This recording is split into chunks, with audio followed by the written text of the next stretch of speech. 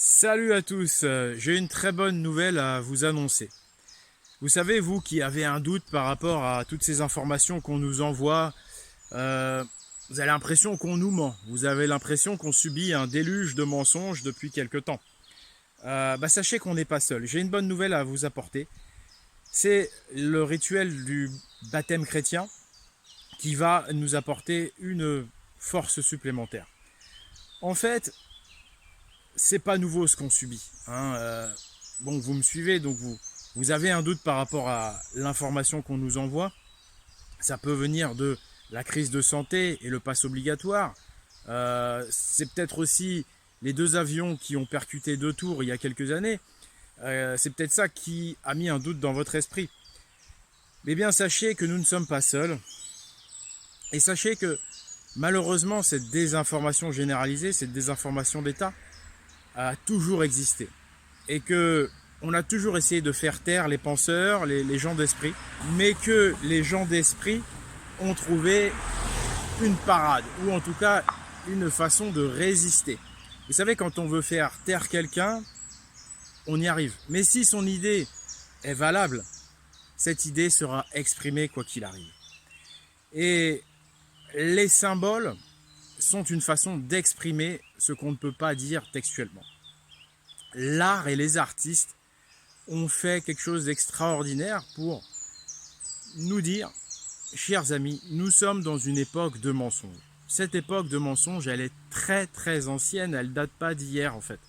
Nous, on s'en rend compte là, mais il y a des tas de connaissances, des tas de couleuvres qu'on nous a fait avaler et qui sont là depuis déjà très longtemps et que nous, on n'a même pas encore conscience en fait.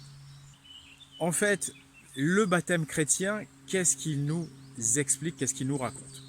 Rappelez-vous du Code des pyramides, le premier épisode que j'ai fait.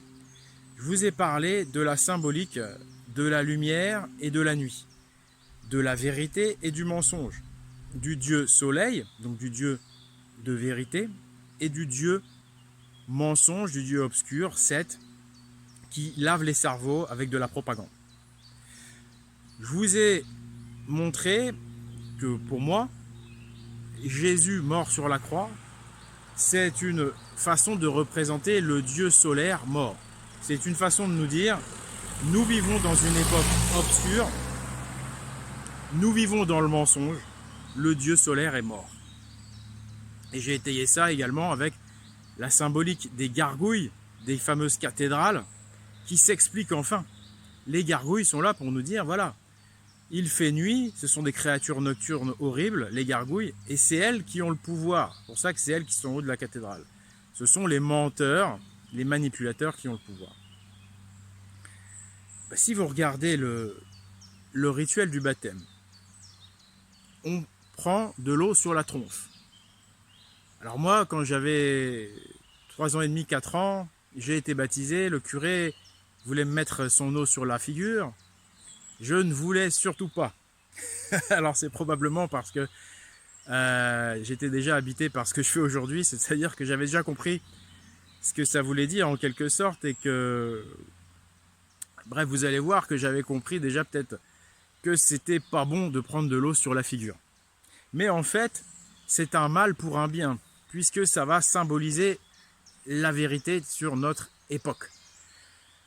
Vous savez, dans le Code des pyramides, je vous dis bien que le dieu solaire, une fois qu'il meurt, et ça on ne l'a pas dans le christianisme, mais on l'a dans la religion d'Odin, l'odinisme, la religion dite nordique, on l'a dans la religion égyptienne aussi, c'est que le dieu solaire, une fois qu'il est mort, il part sur une barque. Il rejoint la nuit, il rejoint le ciel, mais sur une barque. Parce qu'on dit qu'il rejoint les eaux du ciel. Il traverse les eaux. Balder, le dieu solaire dans la religion dite nordique, il rejoint sa barque quand il est tué. Comme le dieu égyptien et la déesse Isis qui veut le faire renaître, elle aussi, elle est obligée d'utiliser une barque. Pourquoi? Parce qu'on est sous les eaux du déluge de mensonges. Et j'ai oublié de dire tout à l'heure, il y a aussi le baptême, vous savez, des évangélistes, et qu'on voit aussi d'ailleurs dans plein de séries, à baptême à l'ancienne, où le chrétien, on lui met carrément la tête sous l'eau, le curé, il noie carrément le nouveau chrétien qui est baptisé, quoi. Il l'étouffe, il le met en apnée, la tête sous l'eau, Et quand il remonte, le nouveau chrétien, le nouveau baptisé, il est au bord de la syncope. Mais ça, c'est tout simplement la vérité qu'on vous dit. Vous allez souffrir, on vous met la tête sous l'eau. Vous n'allez pas vivre dans votre élément, vous allez vivre dans le mensonge, vous allez souffrir. Vous êtes un homme, vous êtes fait pour vivre. Vous êtes un animal terrestre, vous n'êtes pas un animal aquatique, vous n'êtes pas un poisson. La religion chrétienne, elle est associée au poisson. Vous le savez très bien, c'est la religion du poisson. Donc on est dans l'ère des eaux. Les eaux, c'est les eaux du mensonge et c'est donc la souffrance pour l'homme qui n'est pas un poisson, qui ne veut pas vivre dans l'eau. Voilà, c'est une allégorie évidemment. Donc, et ce baptême évangéliste, il est vraiment très fort, quoi, parce qu'on vous met la tête sous l'eau. C'est la réalité de notre époque. On a la tête sous l'eau, on souffre comme des poissons. Pourtant, nous sommes des hommes. À la nuit, on va associer le froid, donc l'eau également. Alors qu'au soleil, quand le dieu solaire est là, on va associer la chaleur, on va associer l'élément feu. Donc cette eau liée au mensonge et à l'obscurité, c'est l'eau du déluge de mensonges qu'on vit actuellement. Donc si vous n'avez pas une barque, vous allez être submergé, comme 80% de la population, par cette désinformation et vous allez vivre d'une façon qui n'est pas la bonne, une façon qui va vous faire souffrir. Et ceux qui ont une barque plus ou moins performante vont pouvoir surnager. J'invente rien, la symbolique de l'arche de Noé, c'est exactement ça. Il construit un bateau pour survivre au déluge de mensonges, à la montée des eaux. Donc c'est vraiment ça qu'il faut comprendre. Finalement, de baptiser les gens avec de l'eau, c'est dire la vérité d'une certaine façon. En fait, on peut remercier ce rituel qui nous dit explicitement que nous allons vivre dans le mensonge. Les symboles de la religion chrétienne vous disent la vérité. Nous vivons dans une époque de mensonges. Et je vais venir appuyer tout ça avec l'évangile. Quand on lit l'évangile, on voit bien que Jésus ne baptise pas en eau. Jésus, il baptise en esprit. Ou mieux, je ne sais plus dans lequel il y a écrit, il baptise en feu. Jésus baptise en feu, alors qu'aujourd'hui on est baptisé en eau. Donc ça confirme tout ce que je vous dis, tout ce que je vous ai expliqué déjà dans le code des pyramides. Jésus, c'est le soleil, il est donc associé à l'élément feu, à la lumière, à la vérité. C'est pour ça que Jésus baptise en feu, il baptise en esprit, comme on dit. J'ai déjà expliqué que le triangle de la pyramide symbolise l'élément feu, et donc l'esprit, et donc le Dieu de l'esprit. Donc le vrai Dieu, qui est un Dieu d'esprit, il est associé au feu. Jésus baptise en feu. Mais aujourd'hui, Jésus est mort. On le voit partout grâce au crucifix. Donc le soleil est mort. C'est pour ça qu'on vous baptise en eau. Parce qu'on vous prévient, vous allez recevoir un déluge de mensonges. Vous n'allez pas vivre dans la vérité. Et je l'ai toujours dit, la religion chrétienne ne me convient pas. La religion chrétienne, les textes n'ont rien à voir avec le message de Jésus. Enfin, la majorité des textes qui ont été écrits dans le Nouveau Testament, c'est Paul, le Romain. Et effectivement, ces textes, ce ne sont pas les textes de Jésus, ce ne sont pas des textes de vérité, ce ne sont pas des textes de lumière, ce sont des textes, c'est de l'eau, c'est de l'eau du déluge. Voilà ce que c'est. Et si vous regardez par exemple l'apôtre Jean le Baptiste, qui précède Jésus dans l'évangile, lui, il va baptiser en eau. Donc on est toujours en fait dans l'ère qui précède l'arrivée du Dieu solaire, puisque avant que Jésus arrive, Jean baptise en eau et Jean dit, celui qui va venir après moi, Jésus, sera meilleur que moi. Lui, il va vous baptiser en esprit, il va vous baptiser en feu.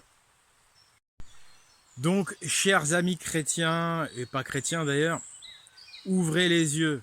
Ce que nous vivons actuellement, c'est la censure, c'est le mensonge. Vous avez bien vu ce qui se passe. On est censuré, on ne peut pas dire ce qu'on pense. Le seul moyen d'expression de la vérité, c'est les symboles, c'est la symbolique.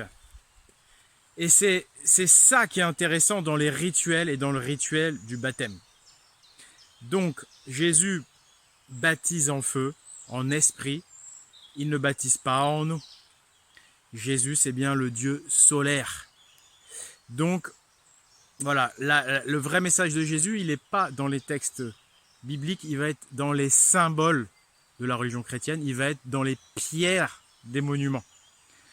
Et on va trouver quand même certaines choses véridiques, mais que les gens n'arrivent pas à interpréter dans l'évangile, puisque c'est bien l'évangile qui nous dit que Jésus baptise en feu et d'autres choses intéressantes.